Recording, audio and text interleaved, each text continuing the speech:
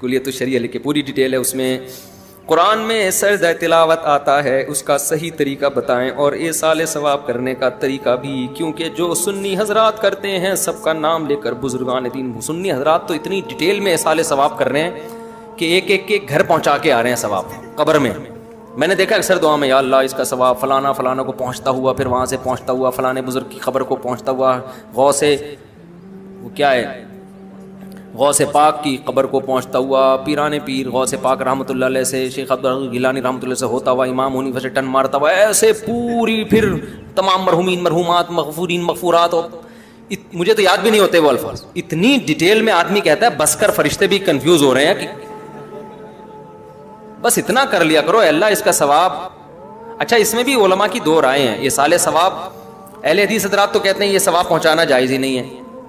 وہ کہتے ہیں حدیث میں آتا ہے 3 چیزیں, انسان جب مر جاتا ہے تو 3 چیزیں رہتی ہیں. اس کا جواب میں کئی بار ریکارڈ کروا چکا ہوں. وہ 3 سے 3 کا عدد مراد نہیں ہے, اس معنی کی جو بھی چیز ہوگی. ان کی بڑی دلیل اہل حدیث حضرات کی یہ ہوتی ہے کہ صحابہ سے ثابت کیوں نہیں ہے.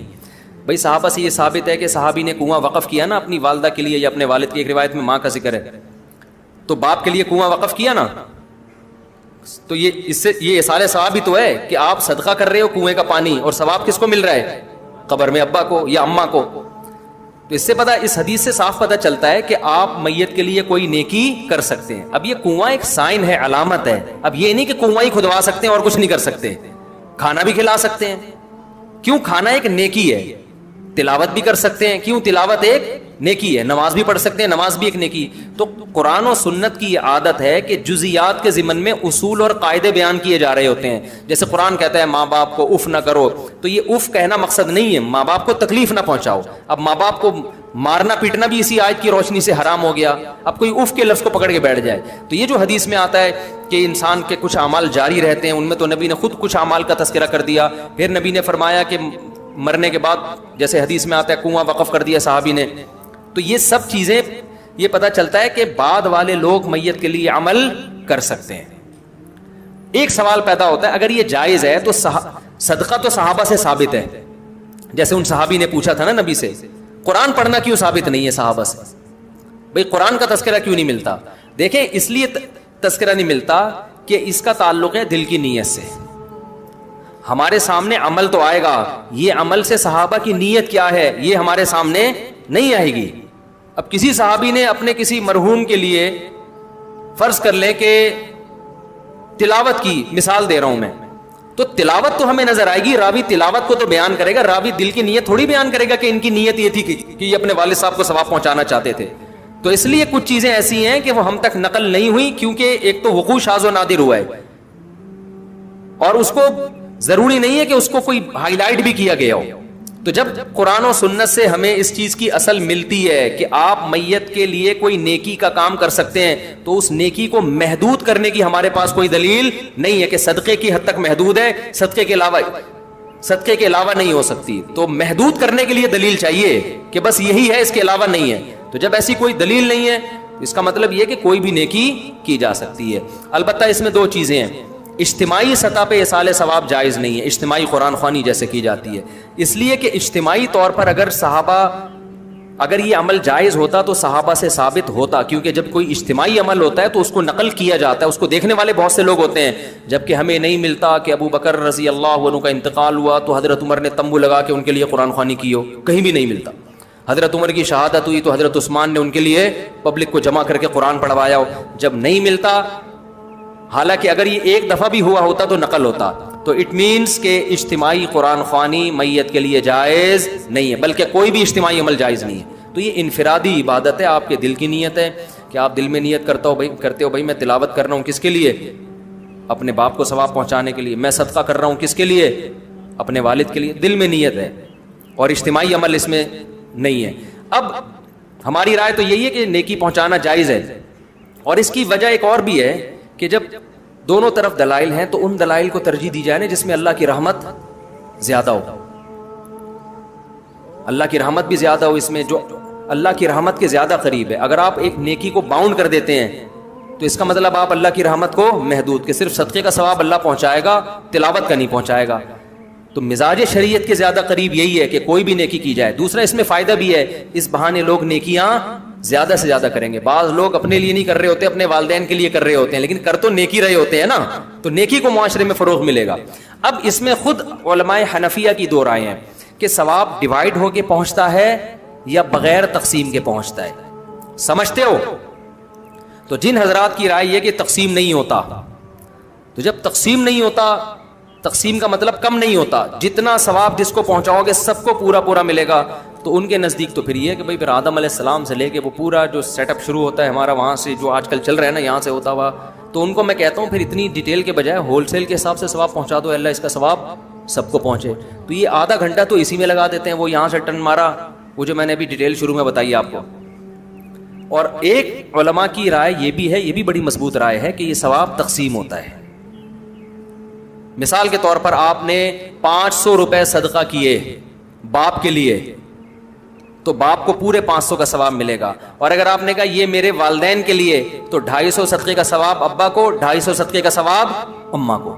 تو یہ بھی ایک مضبوط رائے ہے. اس رائے میں پھر آپ جتنا, اس رائے کے مطابق آپ سب کو اگر پہنچاؤ گے تو وہ ثواب کی مقدار کیا ہوتی چلی جائے گی؟ کم ہوتی چلی جائے گی. دلیل کے لحاظ سے یہ رائے زیادہ قوی ہے. اس لیے زیادہ قوی ہے کہ جب صحابی نے اپنے والد کے لیے کنواں وقف کیا ثواب کے لیے, تو نبی ان کو یہ بھی تو کہہ سکتے تھے نا کہ والد کیوں, پوری دنیا کے سارے انسان جو دنیا سے جا چکے ہیں سب کے لیے کر دو, کیونکہ سب کو برابر ملے گا.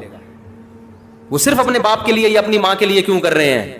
تاکہ پورا پورا ثواب ان کو پہنچے. دلیل کے لحاظ سے یہ دوسرا قول زیادہ مضبوط ہے, لیکن پہلے قول میں چونکہ وسعت زیادہ ہے, علماء کہتے ہیں بھائی اللہ سے کیا, بھائی سب کو پورا پورا پہنچا دے, تو اس لیے انہوں نے کہا رحمت کو اگر ہم وسیع کر لیتے ہیں تو وہ زیادہ بہتر ہے. یہی ہے, اس کے علاوہ نہیں ہے. تو جب ایسی کوئی دلیل نہیں ہے, اس کا مطلب یہ کہ کوئی بھی نیکی کی جا سکتی ہے. البتہ اس میں دو چیزیں ہیں. اجتماعی سطح پہ اصال ثواب جائز نہیں ہے, اجتماعی قرآن خوانی جیسے کی جاتی ہے, اس لیے کہ اجتماعی طور پر اگر صحابہ, اگر یہ عمل جائز ہوتا تو صحابہ سے ثابت ہوتا, کیونکہ جب کوئی اجتماعی عمل ہوتا ہے تو اس کو نقل کیا جاتا ہے, اس کو دیکھنے والے بہت سے لوگ ہوتے ہیں. جبکہ ہمیں نہیں ملتا کہ ابو بکر رضی اللہ عنہ کا انتقال ہوا تو حضرت عمر نے تمبو لگا کے ان کے لیے قرآن خوانی کی ہو, کہیں بھی نہیں ملتا. حضرت عمر کی شہادت ہوئی تو حضرت عثمان نے ان کے لیے پبلک کو جمع کر کے قرآن پڑھوایا ہو, جب نہیں ملتا. حالانکہ اگر یہ ایک دفعہ بھی ہوا ہوتا تو نقل ہوتا.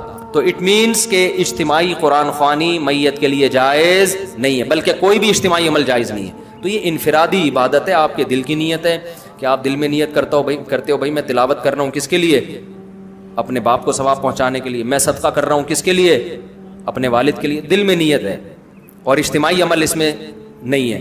اب ہماری رائے تو یہی ہے کہ نیکی پہنچانا جائز ہے, اور اس کی وجہ ایک اور بھی ہے کہ جب دونوں طرف دلائل ہیں تو ان دلائل کو ترجیح دی جائے نا جس میں اللہ کی رحمت زیادہ ہو. اللہ کی رحمت بھی زیادہ ہو اس میں, جو اللہ کی رحمت کے زیادہ قریب ہے. اگر آپ ایک نیکی کو باؤنڈ کر دیتے ہیں تو اس کا مطلب آپ اللہ کی رحمت کو محدود, کہ صرف صدقے کا ثواب اللہ پہنچائے گا, تلاوت کا نہیں پہنچائے گا. تو مزاج شریعت کے زیادہ قریب یہی ہے کہ کوئی بھی نیکی کی جائے. دوسرا اس میں فائدہ بھی ہے, اس بہانے لوگ نیکیاں زیادہ سے زیادہ کریں گے. بعض لوگ اپنے لیے نہیں کر رہے ہوتے, اپنے والدین کے لیے کر رہے ہوتے ہیں, لیکن کر تو نیکی رہے ہوتے ہیں نا, تو نیکی کو معاشرے میں فروغ ملے گا. اب اس میں خود علماء حنفیہ کی دو رائے ہیں کہ ثواب ڈیوائیڈ ہو کے پہنچتا ہے یا بغیر تقسیم کے پہنچتا ہے. سمجھتے ہو؟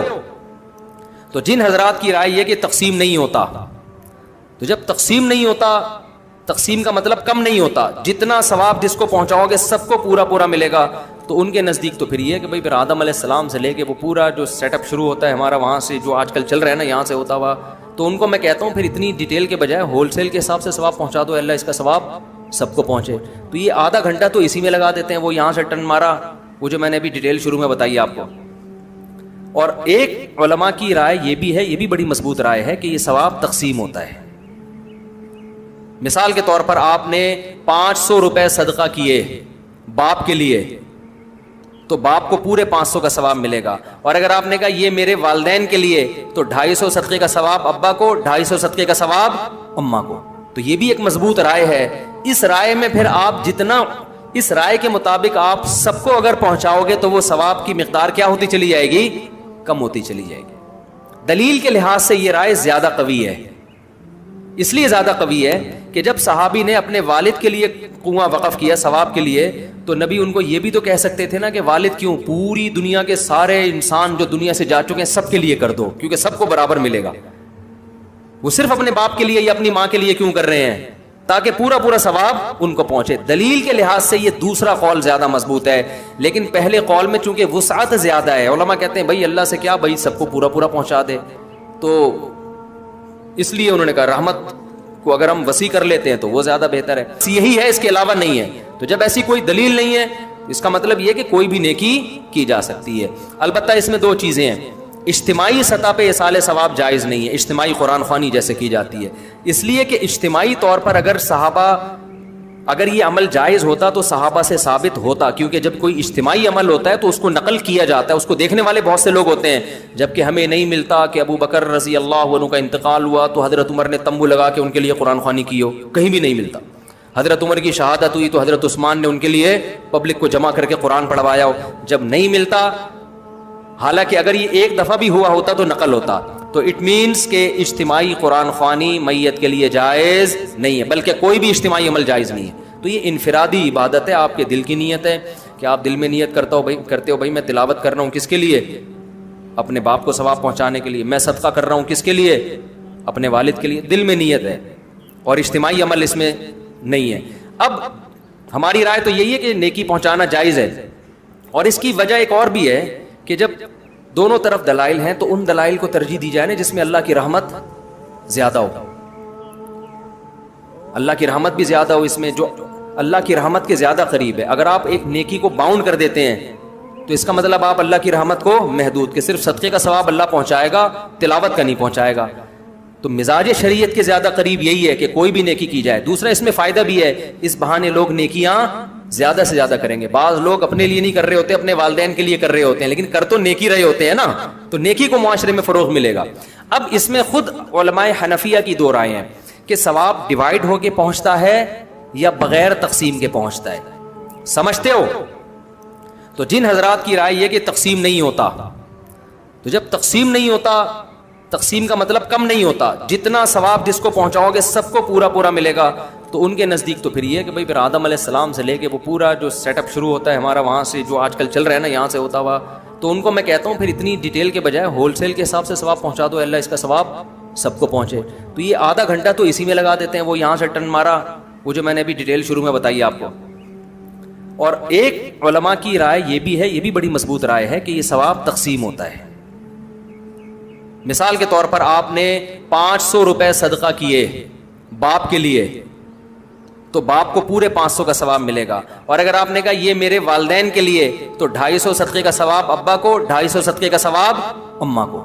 تو یہ بھی ایک مضبوط رائے ہے. اس رائے میں پھر آپ جتنا, اس رائے کے مطابق آپ سب کو اگر پہنچاؤ گے تو وہ ثواب کی مقدار کیا ہوتی چلی جائے گی, کم ہوتی چلی جائے گی. دلیل کے لحاظ سے یہ رائے زیادہ قوی ہے.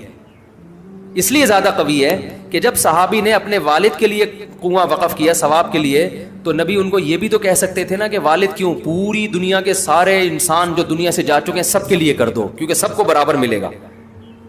وہ صرف اپنے باپ کے لیے یا اپنی ماں کے لیے کیوں کر رہے ہیں, تاکہ پورا پورا ثواب ان کو پہنچے. دلیل کے لحاظ سے یہ دوسرا قول زیادہ مضبوط ہے, لیکن پہلے قول میں چونکہ وسعت زیادہ ہے, علماء کہتے ہیں بھائی اللہ سے کیا, بھائی سب کو پورا پورا پہنچا دے, تو اس لیے انہوں نے کہا رحمت کو اگر ہم وسیع کر لیتے ہیں تو وہ زیادہ بہتر ہے. یہی ہے, اس کے علاوہ نہیں ہے. تو جب ایسی کوئی دلیل نہیں ہے اس کا مطلب یہ کہ کوئی بھی نیکی کی جا سکتی ہے.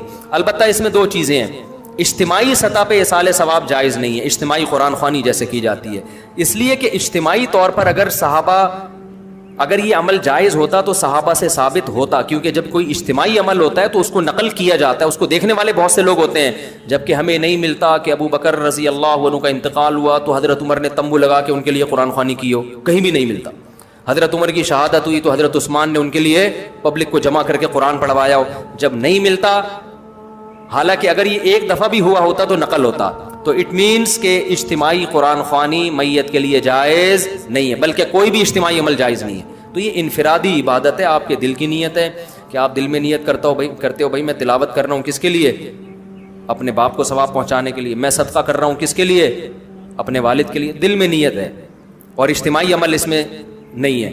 اب ہماری رائے تو یہی ہے کہ نیکی پہنچانا جائز ہے, اور اس کی وجہ ایک اور بھی ہے کہ جب دونوں طرف دلائل ہیں تو ان دلائل کو ترجیح دی جائے نا جس میں اللہ کی رحمت زیادہ ہو. اللہ کی رحمت بھی زیادہ ہو اس میں, جو اللہ کی رحمت کے زیادہ قریب ہے. اگر آپ ایک نیکی کو باؤنڈ کر دیتے ہیں تو اس کا مطلب آپ اللہ کی